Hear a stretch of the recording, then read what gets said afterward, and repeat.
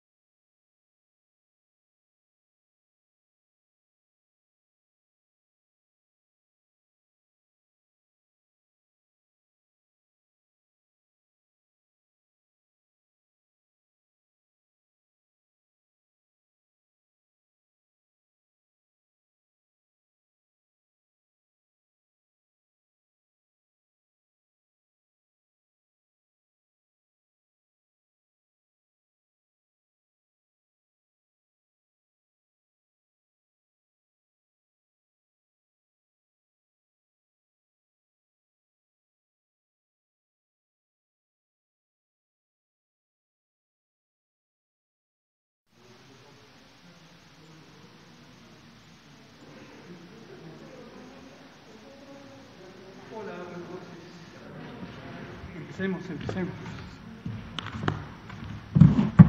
Muy buenas noches. Buenas noches tengan todas y todos. Son las 19:03 del martes 5 de enero de 2021. Estamos en el Salón Tesorería del Palacio Nacional de México, en la Ciudad de México, y vamos a iniciar la conferencia de prensa diaria sobre COVID-19, la pandemia causada por el coronavirus SARS-CoV-2. Hoy comentaremos, como siempre, el informe técnico, que será más breve, sobre la realidad epidemiológica. Esta misma mañana, en la conferencia matutina del presidente, presentamos la actualización completa de las 32 entidades federativas, ocurrencia de casos, defunciones y hospitalizaciones, 3 de los indicadores fundamentales del acontecer epidemiológico. Varios otros, aquí aprovecho para recordarle a toda la población y también aquí a las compañeras y compañeros comunicadores, muchos otros indicadores y datos están en nuestro portal único coronavirus.gov.mx, en el que se pueden encontrar múltiples elementos, mapas, tableros de control, gráficas por edad, distribución municipal, etcétera, de la epidemia. Por favor, Si usted tiene interés, tiene oportunidad, no deje de visitar el sitio web coronavirus.gov.mx, que es el portal de Internet del Gobierno, donde se concentra toda la información relativa a esto. También están los distintos lineamientos técnicos, la colección completa de los documentos técnicos que han sido emitidos por el Gobierno de México desde el inicio de la epidemia, en la fase de preparación, y también se encuentran información útil para la sociedad. Hay elementos específicos, por ejemplo, para los pueblos originales, en un trabajo construido durante todo 2020 con el Instituto Nacional de los Pueblos Indígenas. Existe también los videos tutoriales de rehabilitación pulmonar, que fueron muy comentados durante 2020, seguirán siendo de importancia para que las personas identifiquen actividades de rehabilitación pulmonar que pueden realizar en sus propios domicilios. En fin, ahí está la información, y como decíamos esta misma mañana, si existiera alguna nueva información que es de interés público, que conviene comentar, que alguien quiere comentar, como la que ayer preguntaba Juan Hernández sobre las reinfecciones, por favor no duden en preguntarnos, ustedes comunicadoras o comunicadores, también ustedes en el público en general, para que lo traigamos a disposición de todas y todos y sea abierto, como lo son nuestros datos abiertos. Por cierto, también las bases de datos completas del Sistema Nacional de Vigilancia Epidemiológica están disponibles en el portal coronavirus.gov.mx. Entonces, con base en ello, nuestro informe técnico será más sintético y vamos a dedicar un poco de tiempo al elemento fundamental que hoy tenemos a la mano en México y ya en algunos países, que es la vacuna. Comentaremos sobre la llegada de las vacunas, que fue presenciada aquí en tiempo real esta misma mañana, y también sobre el uso de las vacunas. Todos los días daremos un informe del avance del proceso de vacunación contra SARS-CoV-2 para prevenir COVID-19. Le pido al doctor José Luis Salomía, director general de Epidemiología, si es tan amable de presentar el informe técnico, por favor. Con mucho gusto, señor subsecretario.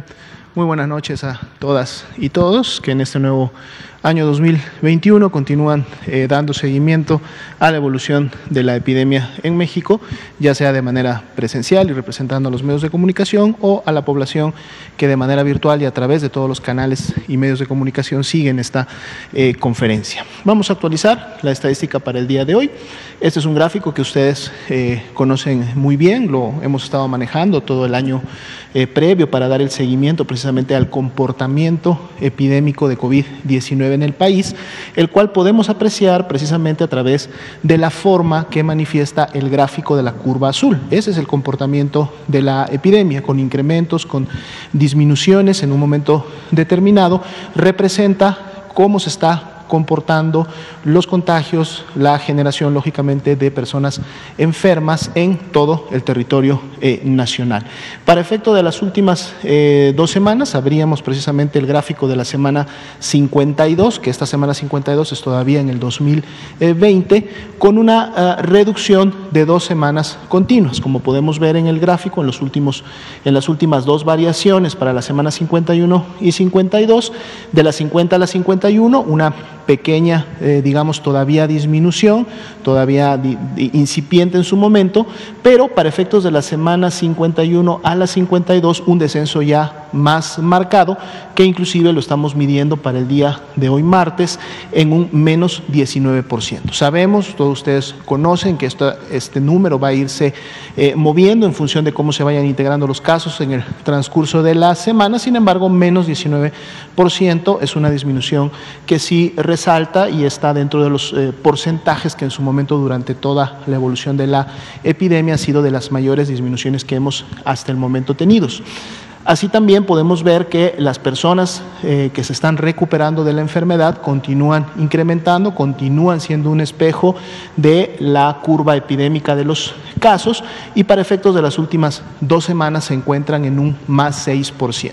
Si analizamos la base de datos del sistema informático, que es el SISBER, donde se notifican todos los casos sospechosos y aplicamos las diferentes formulaciones para poder estimar cuántos serían ya al día de hoy las personas clasificadas como casos confirmados de COVID-19 serían un poco más de 1.650.000 y son las que precisamente están representadas en esta curva de color azul, y así también más de 1.113.000 serían las personas que hasta el momento ya se han recuperado, que han sanado de COVID-19. Tenemos también el dato directo de un indicador al cual hemos estado dando seguimiento continuo, que es precisamente el porcentaje o la proporción que representan la epidemia activa, las personas que han enfermado en los últimos 14 días. Para el corte de hoy son 68.767 y representan justo al 4% de este total de casos estimados, y son lógicamente las personas que en su momento pueden continuar o, de haber habido contagios, podrían seguir manteniendo la epidemia en México. Si vemos la siguiente diapositiva, pasamos ahora a nuestro porcentaje de positividad.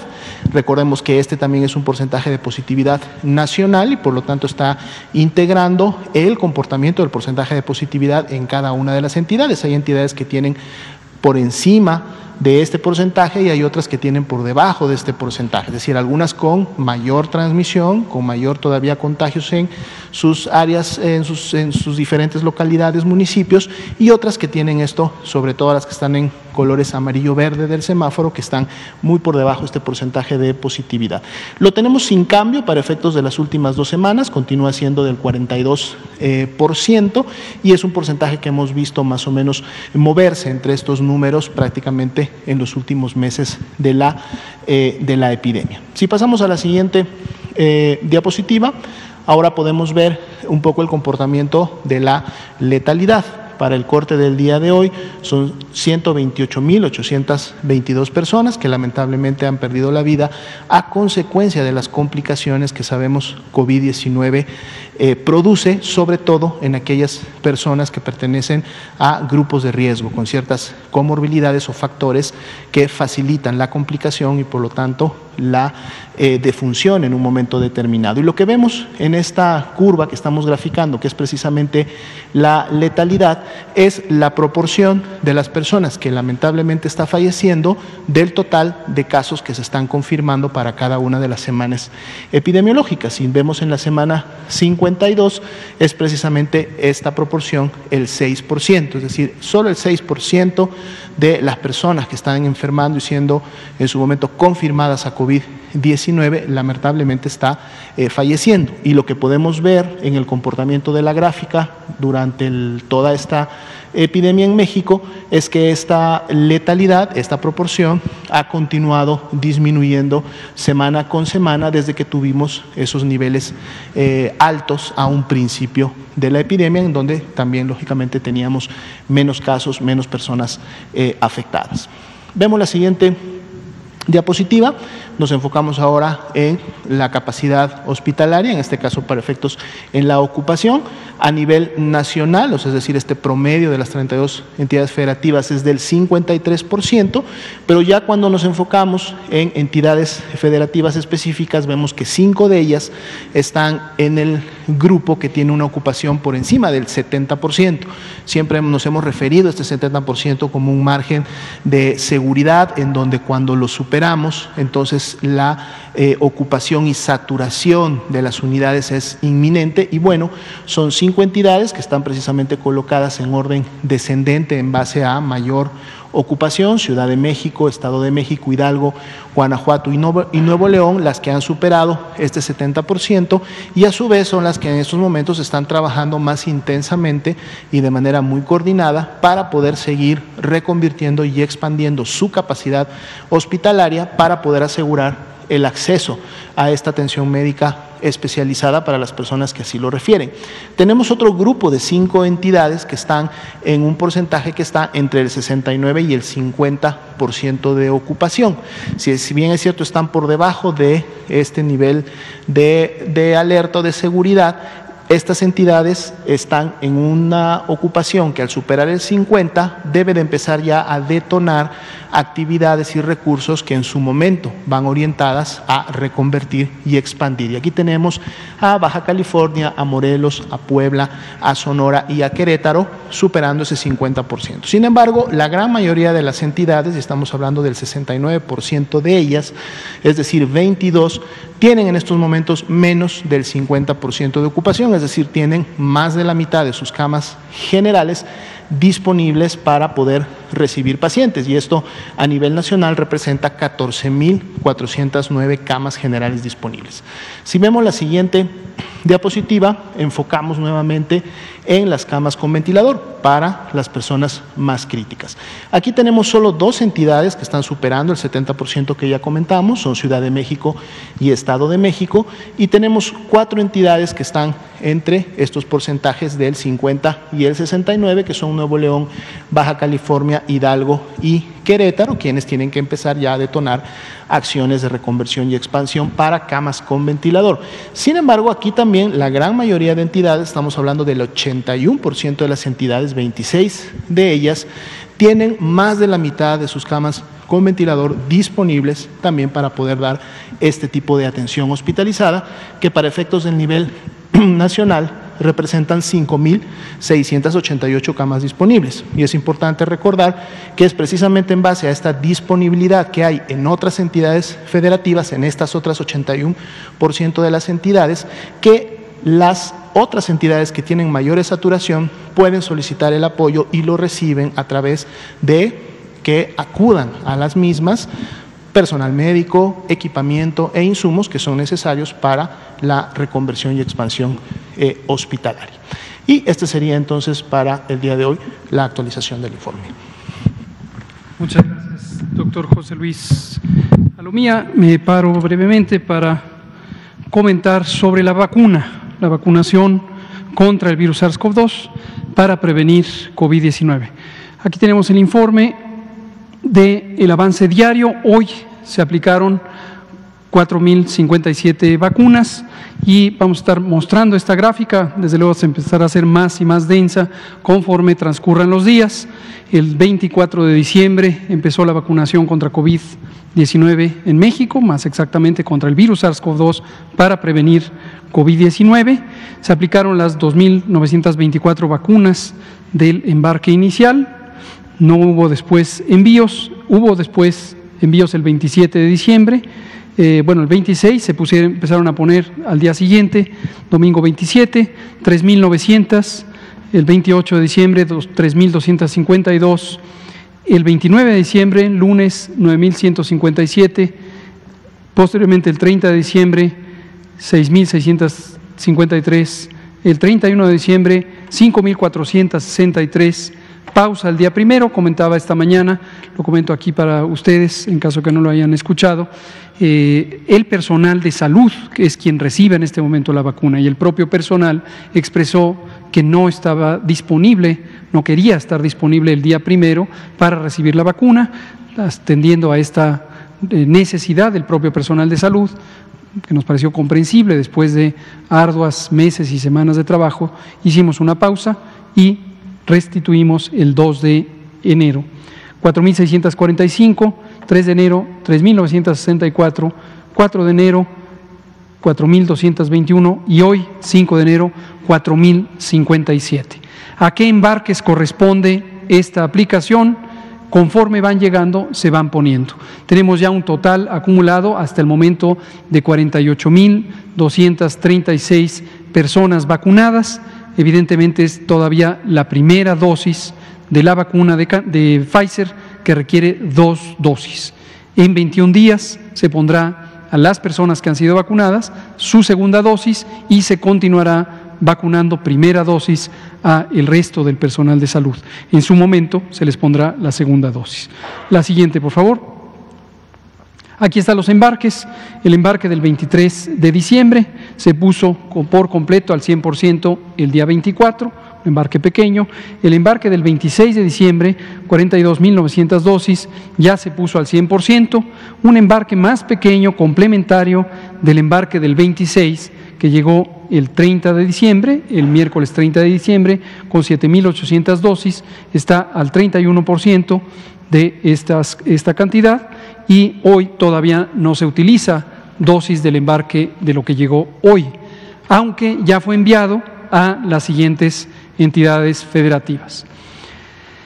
La distribución del embarque llegó, como dijimos esta misma mañana y lo vimos en tiempo real, llegaron 8.755 dosis al aeropuerto de Monterrey, mismas que fueron desplazadas íntegramente a Coahuila por la Secretaría de la Defensa Nacional, y 39.975 dosis más estas 4.875 para un total de 44.800 llegaron al Aeropuerto Internacional de la Ciudad de México, fueron transferidas a la sede del 18º Regimiento de Infantería en la zona sur de la Ciudad de México, y de ahí se tomó estas 5 charolas, 5 cajas, para un total de 4.875 dosis que se fueron a Monterrey, Nuevo León, para ser aplicadas en Monterrey.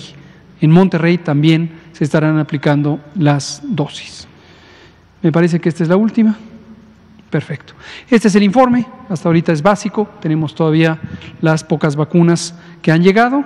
Recordamos a la población, que todo mundo tenga muy claro, esto es el inicio para un programa universal de vacunación. Toda la población residente en México será vacunada voluntariamente, por supuesto, voluntariamente será invitada a ser vacunada con las vacunas específicas para prevenir COVID-19, prevenir la enfermedad que causa el coronavirus SARS-CoV-2. Arrancamos, también otro recordatorio, lo hemos estado diciendo, con la vacuna de Pfizer-BioNTech, que requiere 2 dosis, se utiliza en ultracongelación. Hasta el momento no hemos enfrentado ninguna dificultad en el manejo logístico de esta vacuna. Es otra inquietud que existía en los últimos meses de 2020, ¿qué pasaría con las vacunas si no se tiene una red de ultracongelación? Hasta el momento no ha habido dificultades. Tenemos ultracongeladores que han sido puestos a disposición por instituciones públicas de salud, y también en el caso de Coahuila por la Universidad Autónoma de Coahuila. Quiero hacer un reconocimiento explícito a esta universidad pública que de manera generosa y voluntaria puso a disposición ultracongeladores que fueron trasladados a unidades militares en Saltillo, Coahuila, para alojar temporalmente el producto.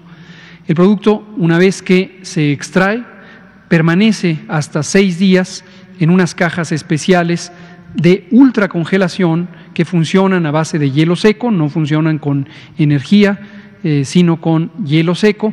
Mantienen el producto ultracongelado a menos 70 grados centígrados, y posteriormente, cuando ya va a ser utilizado, se extrae de estos pequeños contenedores, tienen aproximadamente un poco más de 1 metro cúbico, y se extrae el producto a temperatura ambiente convencional, se mantiene por cerca de 1 hora, suficiente para descongelarlo y que entre en temperatura de operación, que es la temperatura de refrigeración convencional. Se transfiere a termos portátiles que convencionalmente se usan en el Programa Nacional de Vacunación, y ahí se mantiene durante 6 horas, el tiempo suficiente para ser utilizado. Desde luego se va sacando progresivamente conforme se va transcurriendo el proceso de vacunación en las distintas unidades de vacunación. Otro aspecto que me gustaría comentar, ya lo explicaba con considerable detalle el presidente de la República esta mañana, es la organización territorial del programa de vacunación. Esto para aclarar que no haya duda alguna, 32 entidades federativas son prioritarias, las 32. Todos los 31 estados y la Ciudad de México son igualmente prioritarias. Aquí no hay ninguna prioridad que dependa de la naturaleza territorial de las entidades federativas, o mucho menos de la naturaleza política. El orden de presentación de la vacunación sí atiende a criterios epidemiológicos. Como decíamos esta mañana y lo hemos comentado, vamos a trabajar para el personal de salud, para esta primera vacunación en el personal de salud en forma centrífuga.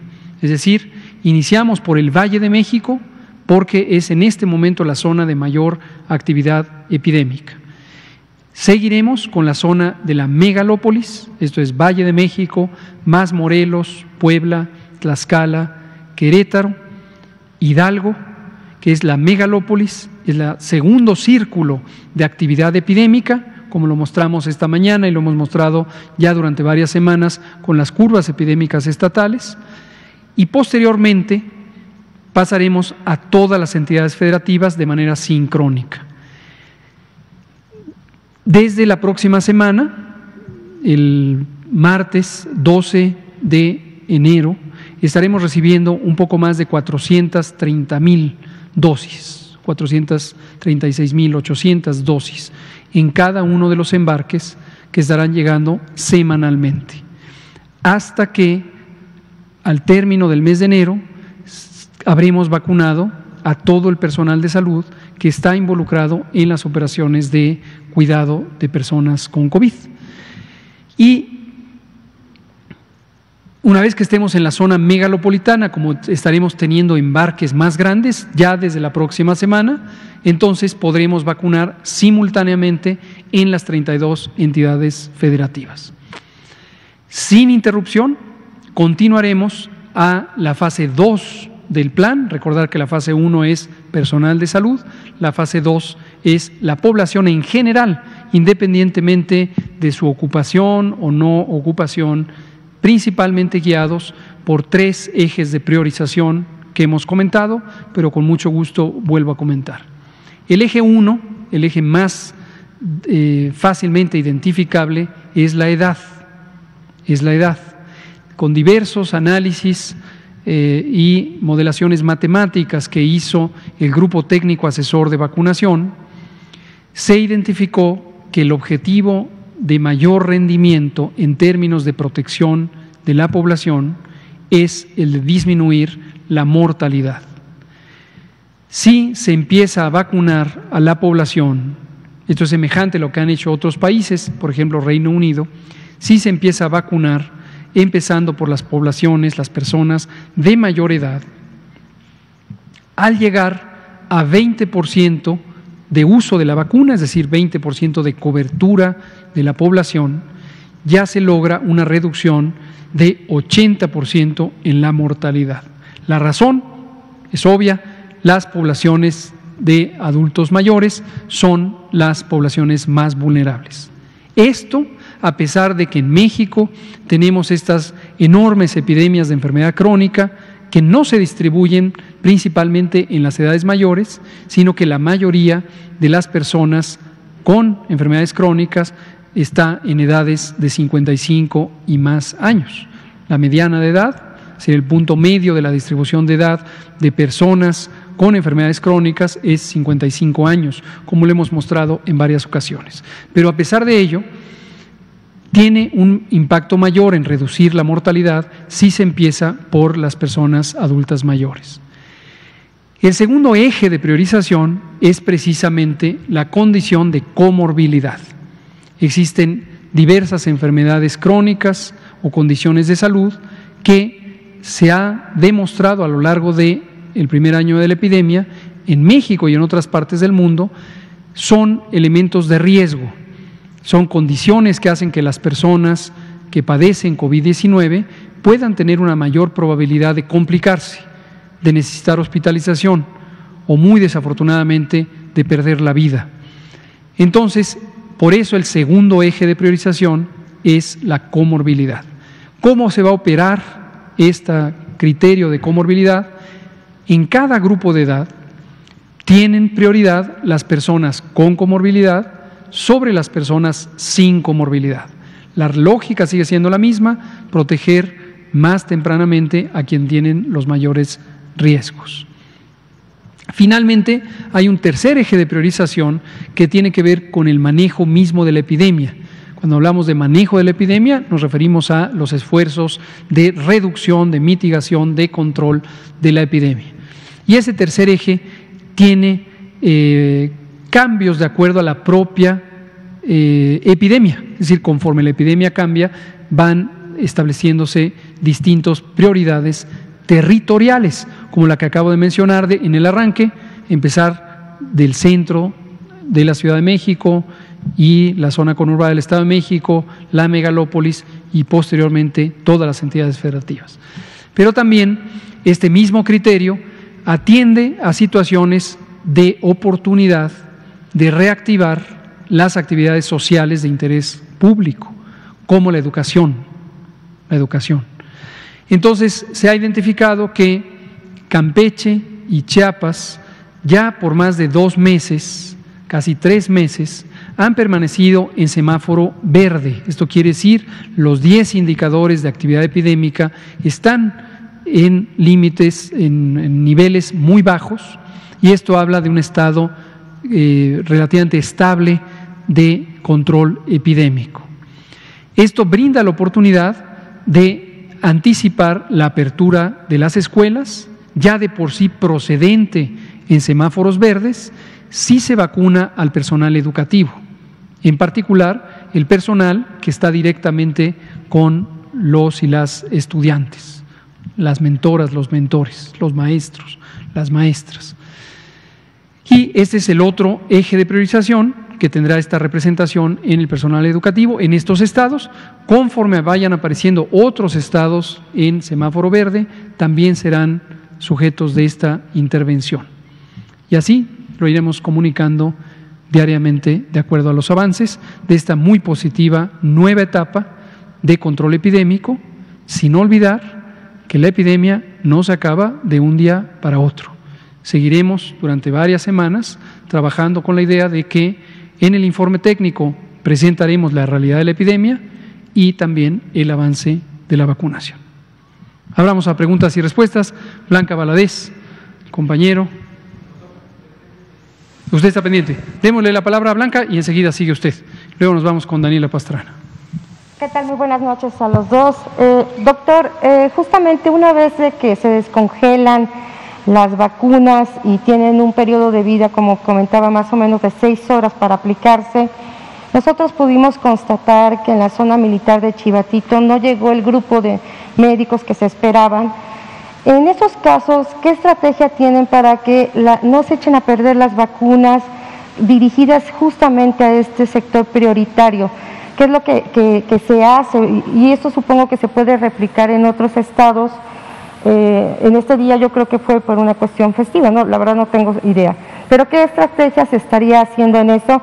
Y también preguntarle si realmente ya está fuera de peligro la persona que tuvo una reacción alérgica a la vacuna y en caso de que suceda una discapacidad, por ejemplo, que se puede dar, como ustedes ya los habían comentado, ¿quién sería responsable directamente de los gastos o de la situación que sucede en estas situaciones? Y ya nada más por último, si han recibido denuncias de gente que se ha metido o faltado a la fila. Gracias. Muchas gracias, Blanca. Todos estos elementos son de importante interés público. Comentemos el primero. Lo que comenta y pregunta Blanca Valadez de Milenio es la situación en la que pudiera no completarse la cantidad de personas programadas para vacunarse y que en el termo o en la caja de congelación permanezca todavía producto útil. Distingo estas dos porque el manejo es diferente. Si en la caja de ultracongelación permanece producto útil, no pasa nada. Sencillamente se mantiene empaquetado, se puede quedar durante toda la noche o un día más, tan pronto se le mantenga abastecido de hielo seco al contenedor y se haya mantenido estable la temperatura. Esta temperatura la monitoreamos con un dispositivo electrónico precisamente para estar seguros que no varía la temperatura más allá de lo permitido. En cambio, si ya está descongelada y está en las viales de vidrio, en las ampolletas de vidrio, que son de 5 dosis, sí puede ser inconveniente que no haya las personas que se tienen que vacunar. Esto nos ocurrió en uno de los días del periodo de fin de año, justamente en la estación Chivatito, y entra en funcionamiento la previsión del respaldo. Esta es una previsión que se contempla en el diseño logístico del operativo. En este caso concreto, lo que se hizo es vacunar a un número mayor de personal, también de salud, y otro personal de primera línea de trabajo de las Fuerzas Armadas y de la Marina, porque no puede uno dejar que se desperdicie el producto. Dio un desbalance relativo respecto a la representación proporcional que tiene cada institución de salud en la distribución del biológico para esta etapa 1 que va dirigida a personal de salud, misma que se compensó con el día siguiente de vacunación y ya están ahorita equilibradas todas las instituciones de salud. Pero esto es lo que se hace.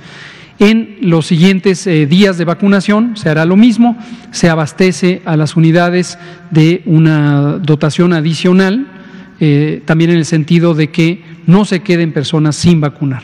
Es decir, se contemplan los dos extremos, que falten personas o que falte biológico, de modo que se compensen las dos cosas y siempre haya equilibrio. Pero no se ha desperdiciado ninguna dosis y estamos muy conscientes de que es importante cuidar al máximo el biológico.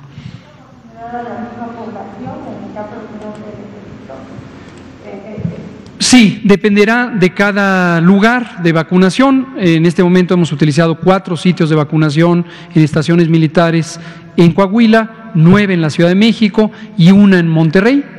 Este segundo embarque tendrá la misma distribución. La próxima semana, cuando tengamos el embarque más grande, ya tendremos un número mayor de puntos para continuar con las otras entidades federativas que estarán involucradas. La segunda pregunta.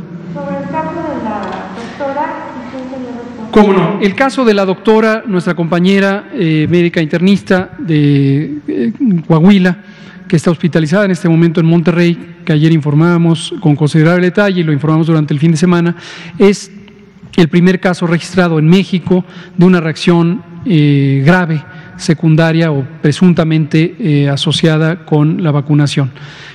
Como comentábamos ayer, el doctor Ruy López Ridaura y el doctor Víctor Borja explicaban el detalle técnico, el detalle médico.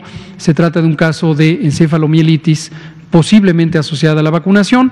Están en curso todavía varios estudios diagnósticos de imagen y serológicos que serán importantes para llegar a la resolución diagnóstica. Es muy importante llegar al dictamen diagnóstico, no solamente para facilitar el restablecimiento de la salud de nuestra compañera, sino también para informar al mundo entero y a México mismo sobre el comportamiento del producto.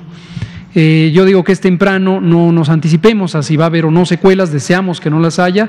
La recuperación ha sido muy positiva, respondió muy bien a un procedimiento que se llama plasmaféresis, en donde se intercambia el plasma propio, el componente líquido de la sangre, por plasma de donadores, y es un procedimiento ya muy establecido que se usa cuando existen reacciones de hipersensibilidad u otras reacciones mediadas por complejos inmunes.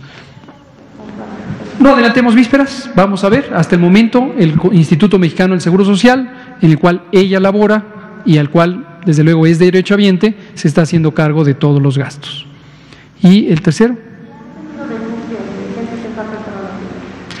No nuevas, esta mañana comentaba el presidente lo que ya sabíamos y que fue motivo de un castigo que nos interesó mucho que fuera ejemplar de un compañero médico, lo lamentamos mucho, pero su conducta fue completamente inapropiada en el Estado de México, como ya se conoció, que efectivamente se saltó la fila en el sentido de que llevó a su familia y que además no necesariamente era una persona considerada en la lista como personal de prioridad por el hecho de que no estaba en unidades COVID directamente atendiendo a pacientes COVID. Entonces, debe quedar muy claro para todo el personal de salud ahora y en próximas fechas para toda la población, el orden de uso de la vacuna corresponde a un plan técnico que ha sido cuidadosamente diseñado y evaluado por personas expertas. Nuestro grupo técnico asesor de vacunación está conformado por 22 personas de altísima competencia científica y técnica, no solamente en el campo de la salud, sino en otros aspectos, por ejemplo, la bioética. Entonces, este plan debe ser respetado escrupulosamente.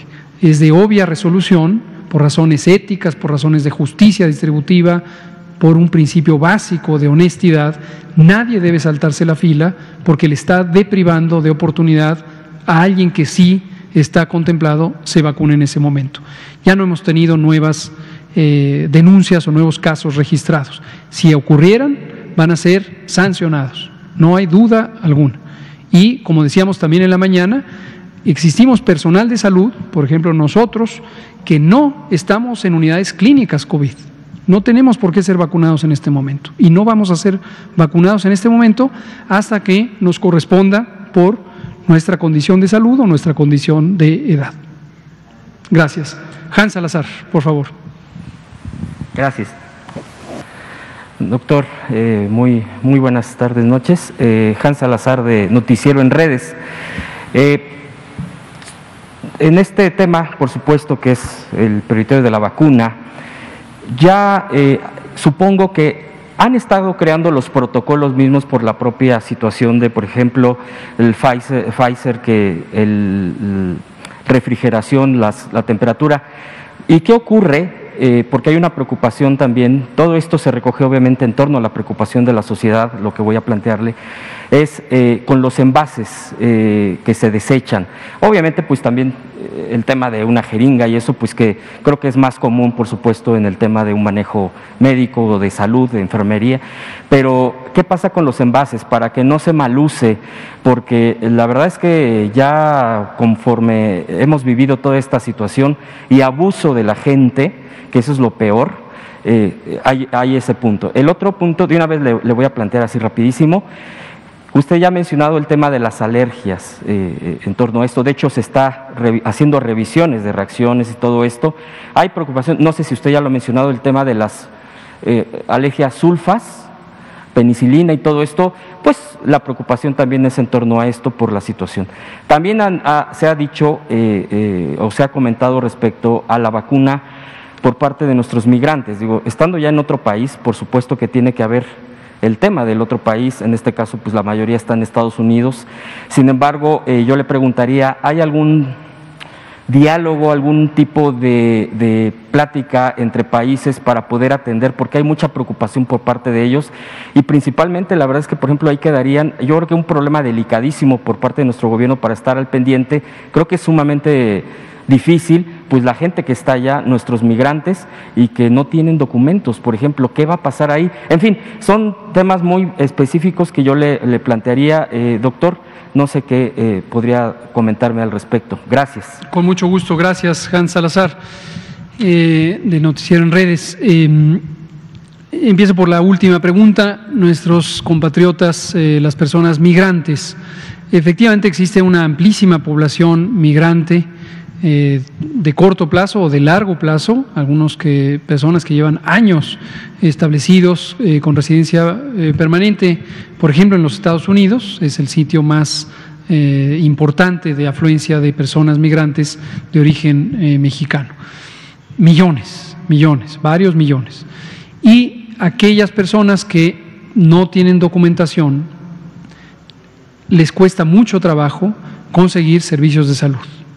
Existen algunas organizaciones civiles que se encargan precisamente de facilitar este proceso de identificación de necesidades y vincularlos con distintas organizaciones proveedoras de servicios de salud. Yo personalmente colaboré por 10 años con una de estas organizaciones que, estando en Estados Unidos, justamente vinculaban a personas migrantes con distintos servicios de provisión de salud. Algunos por organismos no gubernamentales en Estados Unidos, otros por organizaciones no lucrativas, etcétera. Y una de ellas son las ventanillas de salud. Ventanillas de Salud es un programa del Gobierno de México que opera en Estados Unidos, en los 50 consulados de México en Estados Unidos. Este programa fue establecido en 2002 en una colaboración de la Secretaría de Salud con la Secretaría de Relaciones Exteriores, lo financia la Secretaría de Salud y lo opera la Secretaría de Relaciones Exteriores con la asistencia técnica de la Secretaría de Salud a través de los consulados. La manera en que funciona es, en los consulados de México en Estados Unidos se contratan servicios diversos, mayormente son precisamente estos organismos no gubernamentales, que establecen módulos, a veces de 1, 2, 3 o más personas, profesionales de la salud, que principalmente se dedican a actividades de prevención. No son consultorios, debe quedar muy claro, no son consultorios, pero sí son unidades de prevención, detección temprana de síntomas, orientación sobre el diagnóstico de enfermedades, canalización o referencia a unidades de atención, entre otras cosas. Se ha estado viendo por parte de la Secretaría de Relaciones Exteriores si existe la posibilidad de tener una cooperación del gobierno de Estados Unidos o de alguna organización social de la que se pueda obtener vacunas para nuestros connacionales en Estados Unidos. ¿Pueden ser ONGs? Sí, definitivamente pueden ser ONGs, y eso facilitaría la posibilidad de allegar de las vacunas a nuestros compatriotas en Estados Unidos. Hasta el momento eso no se ha logrado y hay una razón de mucho peso, que en este momento son los gobiernos nacionales los que están coordinando la vacunación en sus territorios. En ese sentido debe quedar claro que la vacuna que compra el gobierno de México no puede ser transportada hacia Estados Unidos. No puede ser, por múltiples razones legales, de regulación sanitaria, etcétera. Pero si se lograra este acuerdo para que ya sea ONGs o el propio gobierno de Estados Unidos en su momento pudieran donar o dar o conceder vacuna que pueda ser administrada en las ventanillas, ese sería un mecanismo. ¿Lo vería viable, disculpe doctor, por el tema de la vía diplomática? Sí, es la Secretaría de Relaciones Exteriores la que está buscando este empeño. Sí. ¿De los envases? Envases. El tema de los envases, en algún momento hace muchos meses se habló del tema de bioseguridad cuando se usan masivamente dispositivos de salud. En meses atrás se hablaba respecto a las pruebas, los residuos de las pruebas rápidas, por ejemplo. Ahora, referido a los envases, identifico dos inquietudes. La primera es la seguridad biológica de la población. En esta existen lineamientos normativos muy claros sobre la disposición de lo que se llama técnicamente residuos peligrosos biológico-infecciosos, RPBI. Existen protocolos técnicos definidos para pronta identificación de las personas, que seguramente lo habrán visto a lo mejor en aeropuertos, a lo mejor en hospitales. Hay unas cajas de color rojo, necesariamente son de color rojo, de acrílico duro, que tienen una ventanilla por la que solo puede entrar jeringuillas o material de vidrio, pero ya no puede salir. Esas cajas deben ser recolectadas y se contratan a compañías especializadas para ello, y cada institución es responsable de contratarla. El operativo actual considera la disposición y estas cajas son incineradas a alta temperatura para destruir por completo no solamente el material biológico potencialmente infeccioso, sino el propio material de vidrio o de plástico o de acero con el que están hechas estos materiales. Ahora, la segunda inquietud, y quiero aprovechar para mencionarla, y también tiene que ver con las alertas sobre fraude que de cierta manera aludía Blanca Valadez, es la falsificación.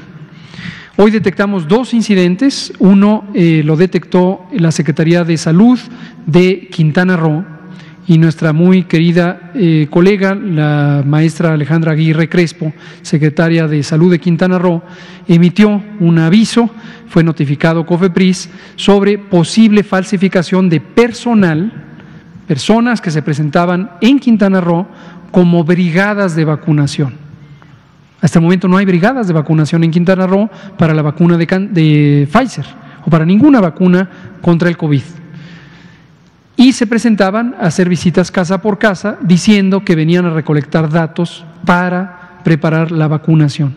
No es el caso, toda la población sepa, no debe haber personal que se identifique como Pfizer o personal de las compañías de vacunación que producen vacunas haciendo visitas casa por casa, porque no tiene atribuciones para hacerlo ni propósito para hacerlo. Entonces esto hay que denunciarlo, es un fraude potencial. La segunda cosa que identificamos fue una dirección electrónica, que se las voy a leer, que es una falsificación de una página de Pfizer. precisamente.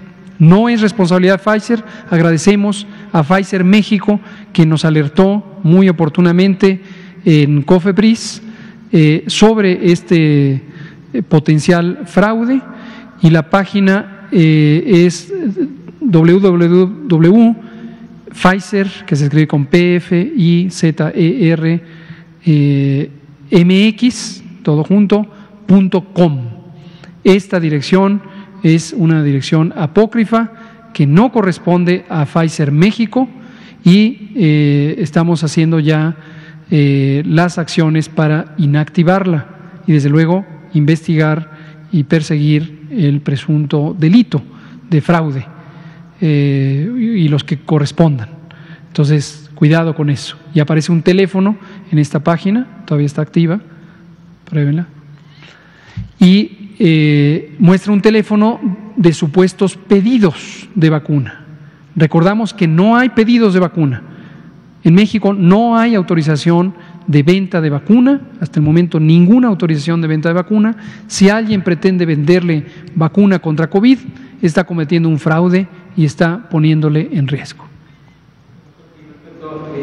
Ya ha hablado del otro punto que le comenté respecto a la alergia, ya usted ya se ha mencionado y todo esto, porque la preocupación por la reacción del único caso que se ha presentado, que no ha aclarado.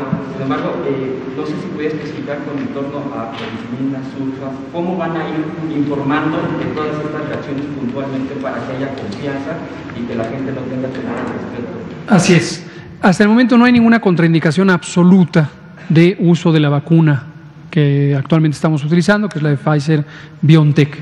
Distinguimos en medicina contraindicaciones absolutas, nadie debe ponérsela si tiene determinada condición, de contraindicaciones relativas. Se puede usar, pero hay que tener una protección, una precaución especial de saber que la persona tiene cierta condición de salud. Por ejemplo, las alergias. En este momento, de acuerdo al expediente científico de Pfizer, mismo que fue evaluado por agencias regulatorias de alto rendimiento como la FDA de Estados Unidos y después por COFEPRIS, y con base en ello se le confirió la autorización de uso de emergencia, no establece contraindicaciones absolutas, pero sí la alergia grave es una contraindicación relativa y justamente parte de las precauciones incluyen, si una persona se conoce con alergia grave, no la rinitis alérgica que muchos padecemos, sino alergia grave, por ejemplo a sulfas o por ejemplo a otros medicamentos o alimentos, debe quedar eso documentado para tener un cuidado especial de las personas. Aún así, dentro del conjunto de personas con alergia, no existe un porcentaje grande de reacciones adversas graves. Hasta ahorita han sido casos puntuales que se han reportado en algunos países. Lo que vamos a estar haciendo periódicamente es actualizar el informe mundial, desde luego también el del país, pero el informe mundial sobre reacciones alérgicas graves para conocimiento del público. Gracias, Hans Salazar. Daniela Pastrana, y nos seguimos aquí con Juan Carlos Machorro y Alejandro Alemán. Gracias, doctor. Buenas noches. Tengo algunas preguntas. Una sobre la logística de la que hablaba hoy en la mañana el presidente, que decía que se iban a entregar se iban a distribuir en los 10,000 centros de estos integradores, ¿no?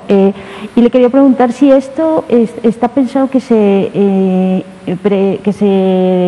distribuyan ahí estas vacunas de Pfizer por el asunto de que son centros que están destinados a comunidades lejanas y que, bueno, tienen este tema de la ultracongelación. Entonces, si nos puede ampliar un poco cómo están diseñando esa parte.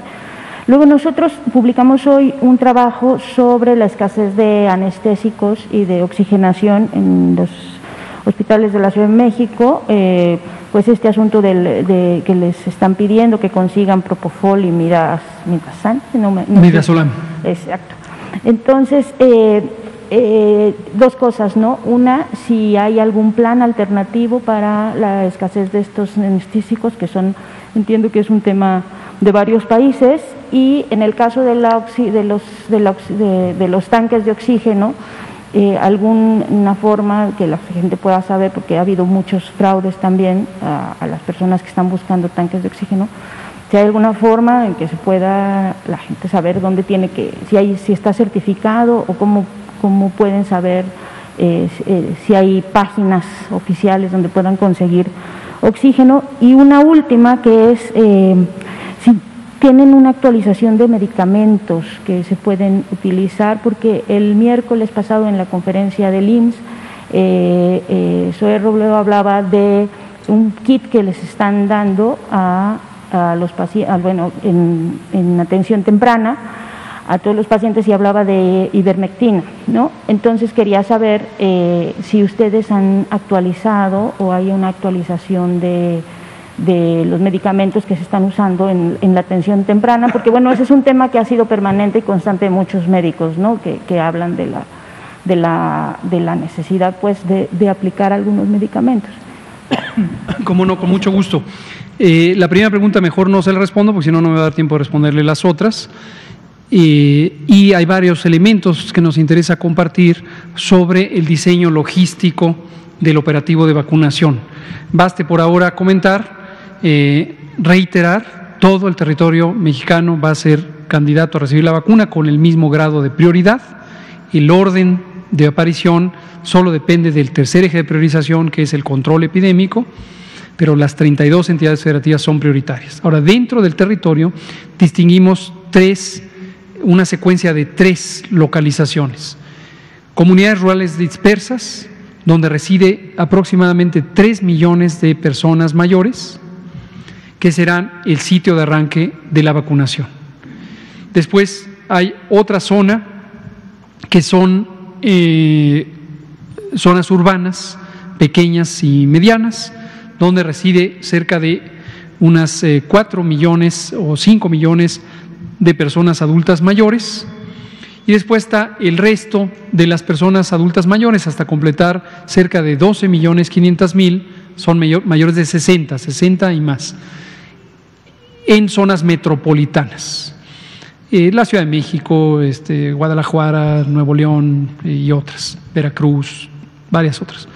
Entonces lo vamos a hacer en esa secuencia. Vamos a empezar de la periferia al centro para ir cubriendo las zonas de más difícil localización. En estas zonas de más difícil acceso participará ampliamente el programa social de Siervos de la Nación, los centros integradores, que efectivamente son 10,000 puntos. Los Siervos de la Nación son 30,000 personas trabajadoras, y también participarán las distintas unidades de salud que estén en las localidades. ¿Todo bien? Perfecto. No se asusten, es que hubo un pequeño ruido aquí. Entonces, esto es lo que haremos, pero les vamos a ir dando detalles, vamos a traer unas diapositivas, vamos a mostrar la localización, etcétera. Tratando de atender en los pocos minutos que nos quedan, y quedará pendiente Juan Carlos y Alejandro, los otros elementos que están fuera de COVID, pero son de importancia. Algunos tienen que ver con COVID. Los distintos medicamentos que se utilizan para anestesiar a las personas, para sedarlas durante el periodo en que están intubadas. Algunos son relajantes musculares, algunos son sedantes, algunos son hipnóticos, son distintas clases de medicamento que en el mundo entero se han usado en cantidades nunca antes vistas, en el mundo entero. Hay una sobre demanda. Naturalmente, las compañías que los fabrican, estos medicamentos, no se han dado abasto para satisfacer esta demanda mundial, incluido México. Entonces, efectivamente, durante varias semanas, aproximadamente de mitad de noviembre a mitad de diciembre, tuvimos escasez en México, y para resolverlo convocamos a un grupo técnico, un grupo médico constituido por 12 personas, algunas de ellas presidentes y presidentas de los colegios profesionales, ya sea regionales o nacionales, de anestesia y medicina crítica. Aprovecho para agradecerles, vamos a traer una lista de quienes participaron, para agradecerles muy formalmente, porque nos hicieron un gran beneficio al aportarnos sugerencias, recomendaciones profesionales sobre cómo sustituir estos medicamentos con otros igualmente efectivos, en algunos casos más modernos, que podían ser adquiridos y que no están en tan alta demanda. Entonces, por el momento, esto se solucionó ya desde el año pasado. Usted me comentaba ayer que en algunos casos hay personas a las que en instituciones públicas se les sigue pidiendo a la familia: ve y compra Propofol, ve y compra Midazolam. Esto no debe ocurrir porque ya no hay desabasto. Entonces, alerta a la población: si en la unidad de salud donde están atendiendo a su paciente le dicen no tenemos Propofol, no tenemos Midazolam, no tenemos alguno de estos medicamentos, y le dicen vaya usted y cómprelo a la farmacia, denúncielo, alértelo, porque no debe ocurrir. ¿Dónde hacerlo? En las zonas del hospital que están exprofeso para ello, trabajo social, el buzón de quejas, el teléfono de quejas, el órgano interno de control, etcétera. Eso respecto a los fármacos. Y oxígeno. Respecto a oxígeno, usted me ha dado una muy buena idea que me la comentó ayer y lo vamos a concretar. Todavía no he tenido esa conversación con el procurador del consumidor, Ricardo Scheffel, que viene aquí todos los lunes al quién es quién en los combustibles. Y vamos a pedirle, si es tan amable, de orientarnos a ver si puede haber un quién es quién en el oxígeno. Lo podemos invitar, con mucho gusto lo podemos invitar, ojalá que él quiera y pueda venir, y que nos hable del quién es quién en el oxígeno. Ha habido abusos descomunales de sobreprecio de oxígenos, tanques, reposición de tanques, concentradores de oxígeno. Esto es inmoral, nos parece completamente abusivo y hemos detectado que se han sobregirado precios por 10 o 20 veces el precio establecido, el precio regular. ¿Vale? Vamos a traer a Scheffel a ver qué nos dicen. No tengo la información detallada, pero sabemos que hay estos abusos. Por el momento, y mientras viene el procurador Ricardo Scheffel, 55 56 887 22. 55 56 887 22. Quien tiene más de 30 años sabe de qué hablo. Había una famosa cancioncita para recordar. El número del consumidor es el mismo que desde esos tiempos, 56-887-22.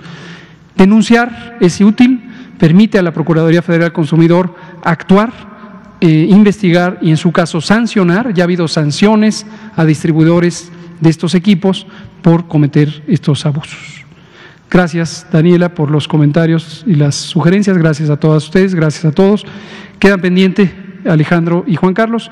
Son las 20:01, 5 de enero. La epidemia sigue, la vacuna avanza y debemos mantenernos atentos a esto para lograr proteger a todas y todos. Muchas gracias. ¿Mande? La vacuna contra la COVID-19 ya está en México y durante los próximos meses llegarán millones de dosis más. La vacunación es universal y gratuita, empezando con el personal médico. Es momento de esperanza y tu ayuda es muy importante para enfrentar al coronavirus. Mientras te toca vacunarte, quédate en casa. Mantén limpias tus manos y guarda sana distancia. Recuerda, si te cuidas tú, nos cuidamos todos. Gobierno de México.